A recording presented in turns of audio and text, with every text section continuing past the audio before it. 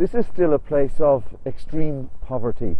Now, back when I first visited here 30 years ago, during the days of apartheid, it was a so-called independent homeland. What that really meant was a place where the white government could dump black people it didn't want living in white South Africa.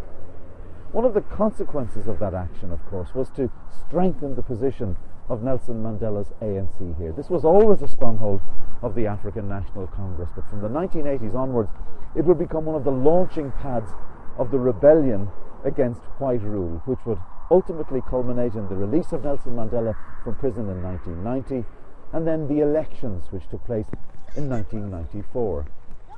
20 years after the election of Nelson Mandela, there have been improvements to people's lives in Mandela Park informal settlement here, electricity provision, new schools. But there have also been protests against the authorities because people feel their lives haven't changed enough. None of that, however, has been directed against Nelson Mandela.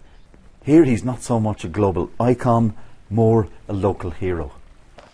Michael, how do you feel about the death of Madiba? I'm still very sad because he is now gone. Because he gave us so much for us. He sacrificed a lot for us. We are here as we are now because of him. He gave us freedom, he gave us everything. He showed us a lot of things. He taught us a lot of things in life. Now that he's gone, how do you feel about the future in South Africa? I'm not sure because even the president, they used to ask for advice from Mandela.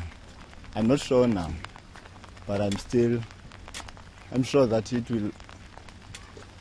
Not sure.